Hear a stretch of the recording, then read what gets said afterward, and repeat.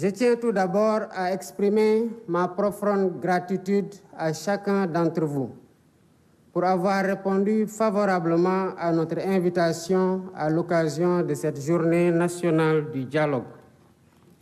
Cette cérémonie qui nous rassemble s'inscrit harmonieusement dans nos vieilles traditions socio-culturelles de dialogue que nous perpétuons au sein de nos familles et de nos communautés.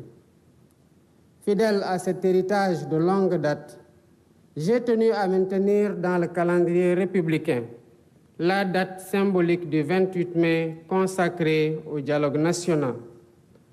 En accord avec l'esprit de mon discours d'ouverture, de mon discours d'investiture, de mon message à la nation à l'occasion de la fête de l'indépendance et de mes orientations au Conseil des ministres du 9 avril, je réitère aujourd'hui la priorité élevée que j'accorde à la concertation comme mode de gouvernance des affaires publiques.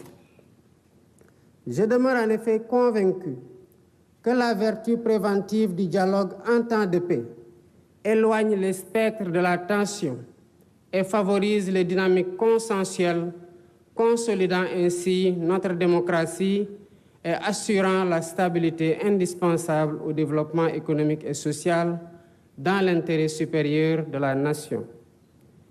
Dialoguer en temps de paix, en partageant la part d'humanité qui existe en chacun de nous, est un examen à l'aune duquel une nation mesure sa grandeur.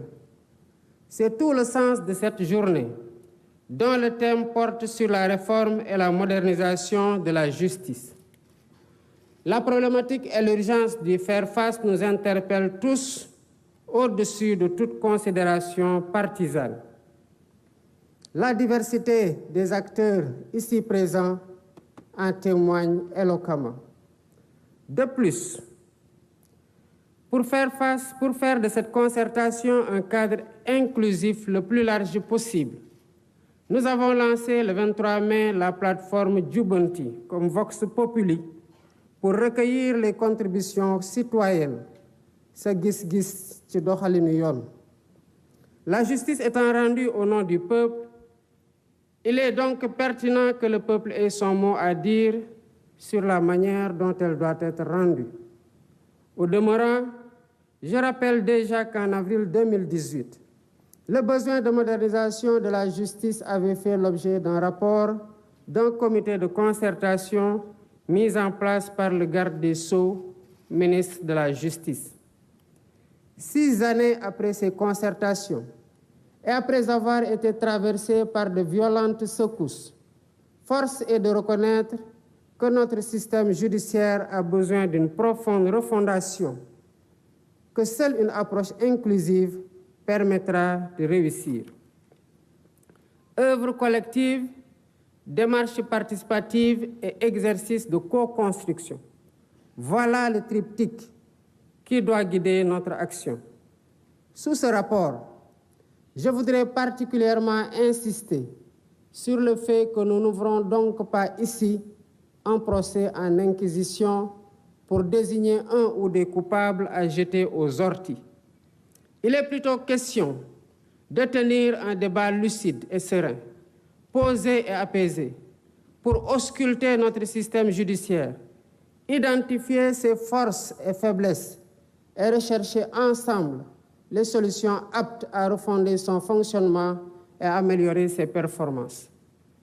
Je ne reviendrai pas ici sur les principes fondamentaux de la justice dans un état de droit, sinon pour en rappeler la quintessence, à savoir la séparation des pouvoirs, l'indépendance, l'impartialité et l'intime conviction du juge, l'égalité de tous devant la loi, la présomption d'innocence, le principe du contradictoire, le droit à un procès équitable et l'habeas corpus, bouclier contre les arrestations et détentions arbitraires.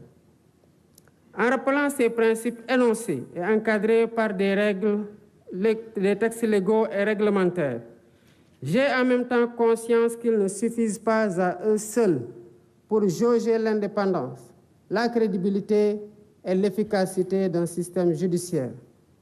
En effet, quelle que soit la pertinence des textes, c'est d'abord et surtout à l'aune de la pratique qu'on peut juger si un système judiciaire répond aux idéaux et exigences de l'état de droit.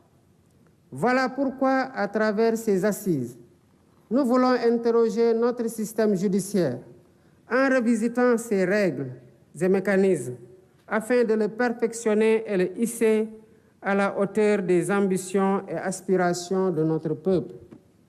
Les thématiques qui seront débattues incluent notamment le statut des magistrats, l'organisation et le fonctionnement du Conseil supérieur de la magistrature, la dématérialisation du service public de la justice et le numérique, le temps du procès pénal, le régime de la sanction pénale, le cadre juridique et institutionnel de l'administration pénitentiaire, les conditions de détention et de préparation à la réinsertion sociale des détenus, le régime de la privation de liberté, la prise en charge des enfants en danger ou en conflit avec la loi.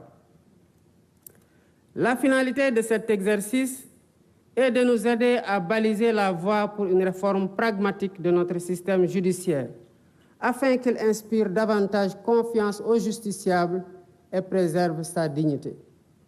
Pour ce faire, nous devons travailler à mettre en place un système plus transparent de gestion de la carrière des magistrats, à définir un régime de privation de liberté mieux encadré, à aménager un dispositif législatif et institutionnel de nature à favoriser la célérité dans le traitement des procédures judiciaires et à humaniser l'univers carcéral, à instituer des plateformes dématérialisées et fonctionnelles et améliorer le fonctionnement du système par l'allocation de moyens budgétaires suffisants et la poursuite du programme de construction et de réhabilitation des infrastructures. Il convient aussi de rappeler que pour bâtir l'état de droit que nous voulons, la réforme et la modernisation du système judiciaire ne doivent pas seulement se limiter au volet pénal, qui, il est vrai, polarise plus notre attention collective. Nous ne devons pas oublier les affaires civiles, dont la matière commerciale constitue une composante majeure, le droit du travail et le contentieux administratif, autant de domaines dont la prise en charge conditionne le fonctionnement de la justice. En portant nos réflexions sur tous les sujets à l'ordre du jour, je souhaite que nos échanges s'inscrivent dans une démarche pragmatique et répondent à la finalité de l'exercice.